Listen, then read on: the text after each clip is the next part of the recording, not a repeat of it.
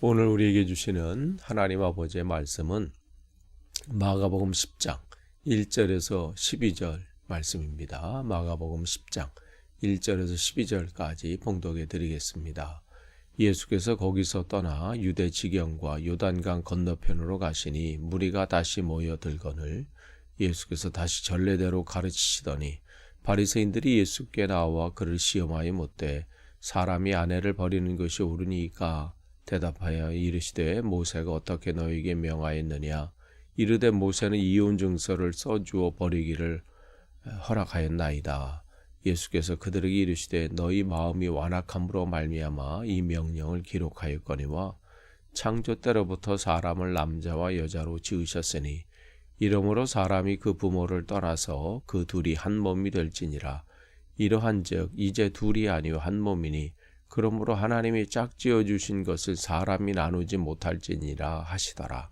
집에서 제자들이 다시 이인을 물으니 이르시되 누구든지 그 아내를 버리고 다른 데에 장가드는 자는 본처에게 간음을 행함이요 또 아내가 남편을 버리고 다른 데로 시집가면 간음을 행함이니라. 아멘. 지금 예수님께서는 예루살렘을 향해서 한 걸음 한 걸음 나아가고 계십니다. 지금 예루살렘으로 가는 이 길은 예전에 가셨던 그 예루살렘과는 다른 길입니다. 뭐냐면 이제 이 길 끝에는 고난이 기다리고 계시고 십자가의 죽음을 앞에 두고 계시는 그러한 걸음이기 때문에 그 걸음걸음이 다를 수밖에 없고 또 그 안에서 온전히 주님의 그 사명을 감당하시기를 다시 한번 결단하시고 그 길을 걷고 계시는 것이죠. 그래서 이제 주님께서 이제 갈릴리 지방을 떠나서 이제 유대 땅에 유대 지경에 이제 다가오시는 거예요. 들어오신 것이죠. 그러면서 아직까지는 예루살렘이 들어가지 않으셨지만 지금 한 걸음 한 걸음 그 끝을 향해서 지금 달려가고 계십니다. 그러한 때에 사명을 감당하는 그 길에 꼭 시험이 또 있어요. 그래서 보니까 2절에 바리새인들이 예수께 나와 그를 시험하여 묻되 그랬어요. 그래서 아내를 버리는 것이 옳습니까?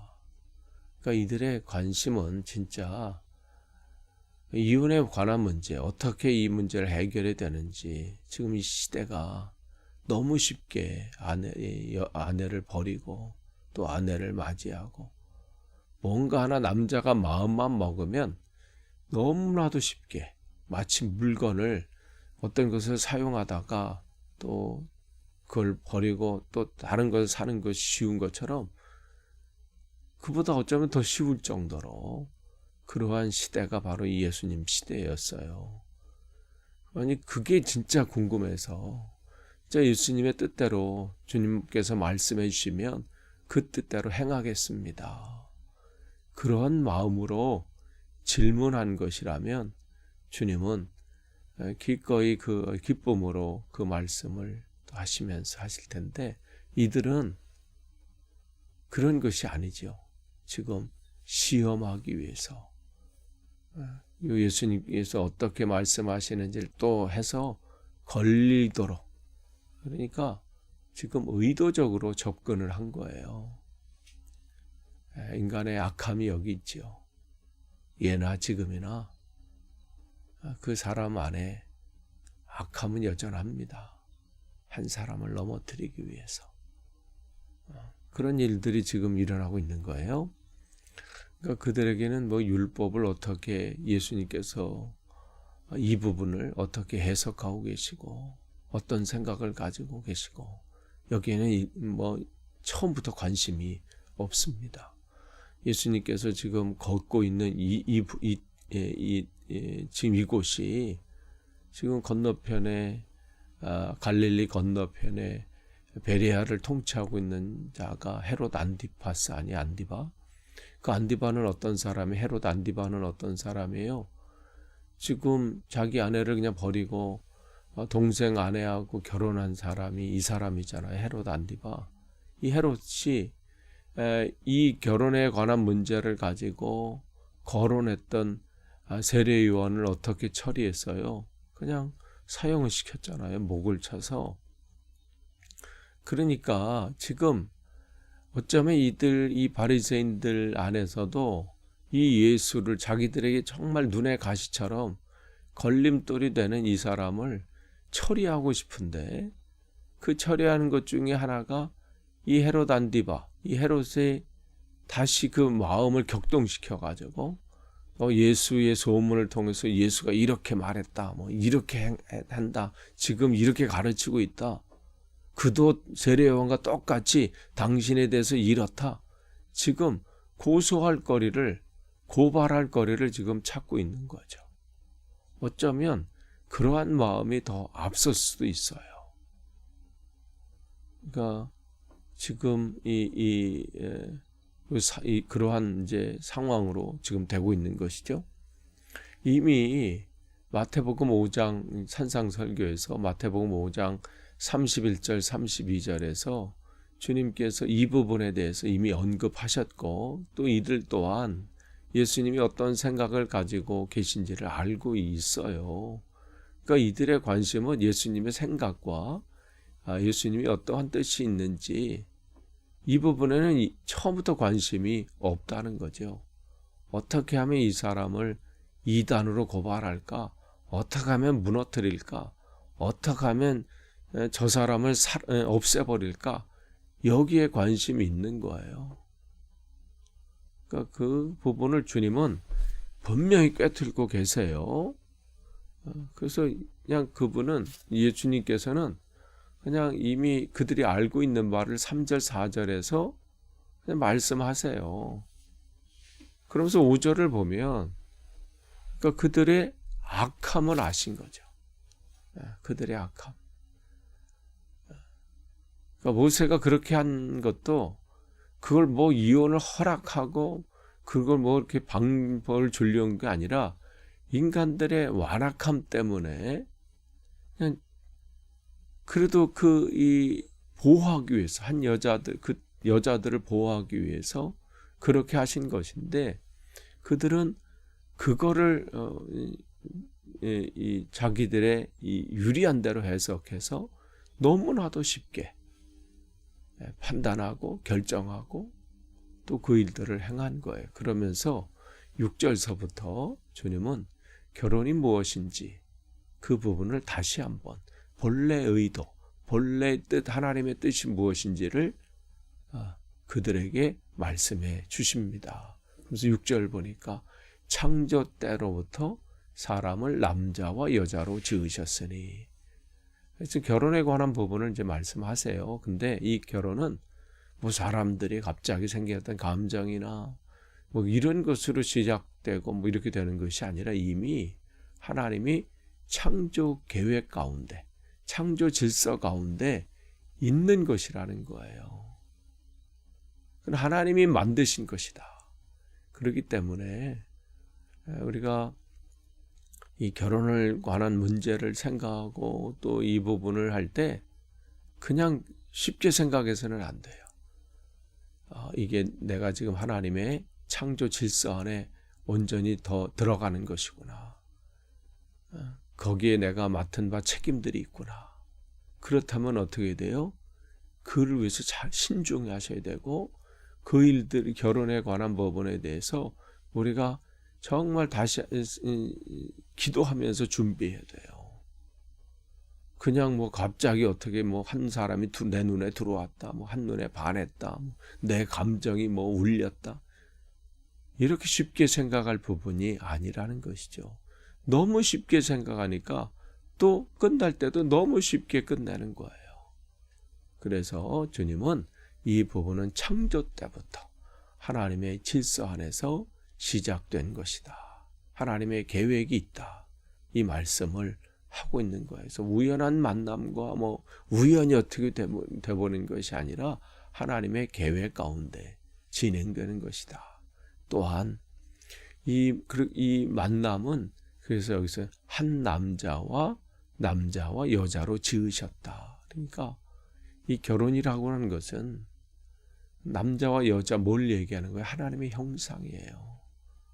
하나님의 형상으로 지음받은 우리가 그 사람들이 만남을 갖게 되는 것이죠.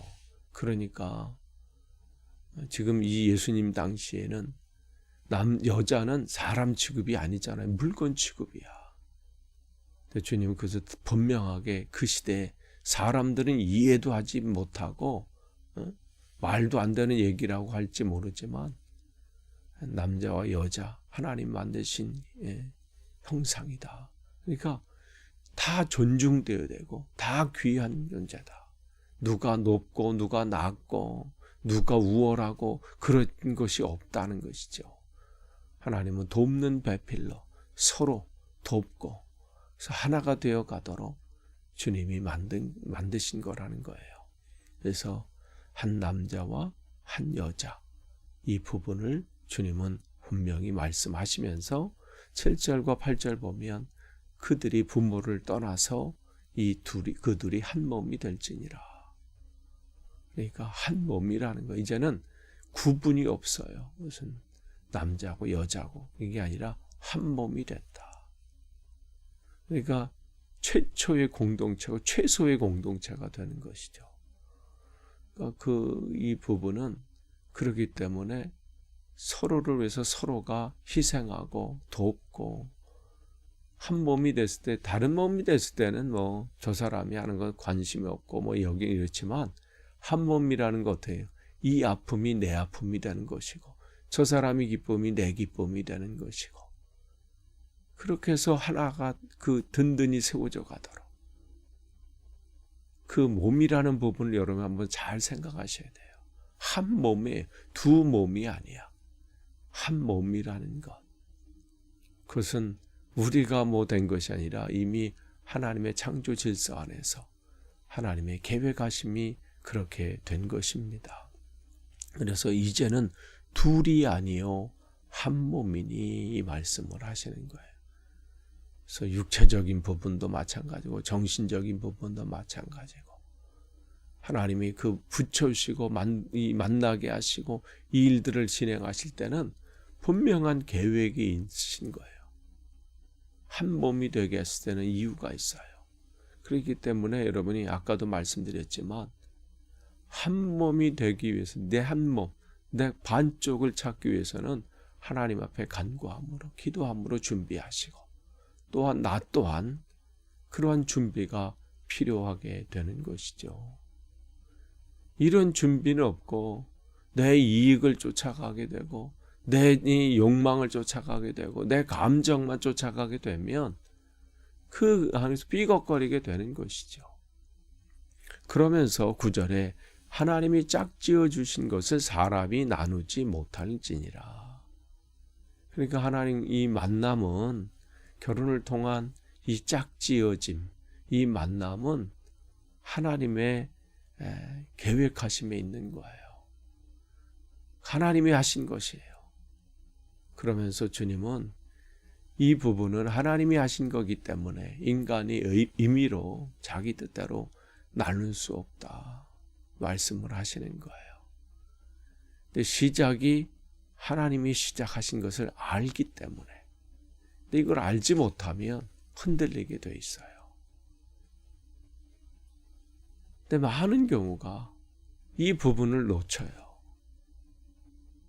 처음에 그 감정들, 처음에 자기 생각들, 이 부분을 우리가 기억하셔야 합니다. 그래서 이 결혼에 관한 부분은 하나님의 짝지어 주심이 있다. 그래서 그 시작은 하나님이시다. 이 분명한 것을 지금 말씀해 주시는 거예요. 그런데도 제자들은 다시 이를 묻지요. 10절에. 그때 분명하게 말씀하세요. 그 시대가 바로 그랬거든요. 함부로 여자를 버리고 또 쉽게 결혼을 생각하고 물건 취급을 하는 거예요. 그러니까 사소한 것을 꼬투리 잡아서 이게 이혼하려면 너무 쉬운 거예요. 그나마 이들은 양심적인 가책 그것 때문에 이혼 증서 그래도 우리는 해주면 그걸로 그냥 끝난다고 생각을 하니까. 그러니까 주님은 그 앞에서 사람들의 그 완악함을 아시고 단호하게 말씀하시죠. 이 부분을 우리가 이 의미를 아셔야 돼요. 왜 주님이 이 말씀을 하시는지. 그 말 단어, 그냥 그 말 나오는 그 들리는 그게 아니라 들리는 그 말씀의 그 깊은 뜻이 무엇인지, 왜 주님은 이렇게 단호하시는지, 왜 이 정도까지 말씀하시는지. 그 시대가 너무 결혼에도 쉽게 생각하는 시대였기 때문에 그렇습니다. 다시 한번 우리가 이 시대의 결혼이 무엇인지, 또 이 부분들을 우리도 자녀들에게 다시 한번 각인시키고 또 준비시키는 그러한 저와 여러분이 되기를 축원합니다. 기도하겠습니다. 하나님 감사합니다. 오늘도 주님께서 주신 말씀을 다시 한번 깨닫고 이 시대에 적용케 하시고, 또 우리에게 주어진 이 시간들, 또 이 가정들, 이 관계들을 온전히 생각하고 온전히 이 길을 걸어갈 수 있도록 인도해 주옵소서. 감사드리며 예수님의 이름으로 기도합니다. 아멘.